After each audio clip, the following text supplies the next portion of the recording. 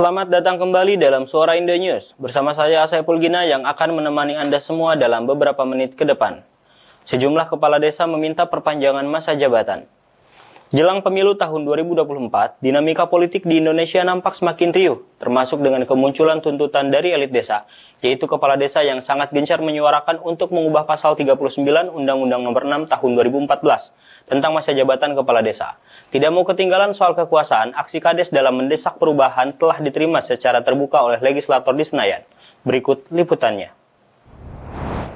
Alasan para Kades menuntut perpanjangan masa jabatan menjadi 9 tahun bertujuan untuk meminimalisir persaingan politik yang dapat menimbulkan konflik. Selain perpanjangan waktu kekuasaan, Kades juga menuntut penambahan penghasilan dan tunjangan kepada desa serta perangkat yang bersumber dari APBN atau dana desa. Mereka menuntut untuk gaji semua Kades sama dan dibayarkan pada waktu yang sama, sementara tunjangan kinerja disesuaikan dengan beban kerja dan wilayah masing-masing. Ujar Robi Darwis, kepala desa yang berasal dari Bima. Ketua Badan Anggaran DPR RI Said Abdullah mengapresiasi tuntutan para kepala desa. Said mengatakan Pilkades dengan masa jabatan 6 tahun kerap menimbulkan pembelahan sosial yang berlangsung cukup lama. Hal ini katanya memudahkan pembelahan sosial yang belum kunjung pulih karena waktu jabatan yang dinilai singkat. Beberapa kalangan mendukung tuntutan para kepala desa, yaitu Partai Kebangkitan Bangsa atau PKB dan PDIP. Ketua Umum PKB Muhaimin Iskandar atau Cak Imin menyatakan partainya mendukung usulan penambahan masa jabatan dari 6 tahun menjadi 9 tahun.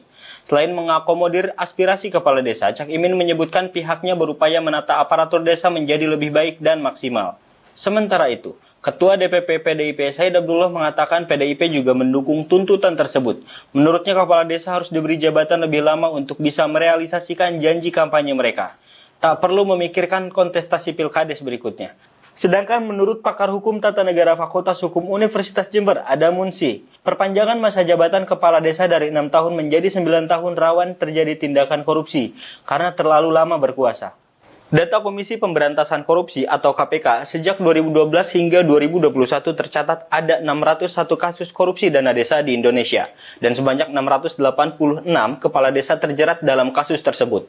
Para pakar banyak mengatakan adanya tuntutan ini dinilai sebagai kemunduran demokrasi karena di literatur manapun dia belum menemukan ada negara demokrasi dengan periode kekuasaan hingga 9 tahun. Sekian liputan Suara Indo News kali ini. Saya Saiful Gina pamit undur diri, sampai jumpa dalam Suara Indo News berikutnya.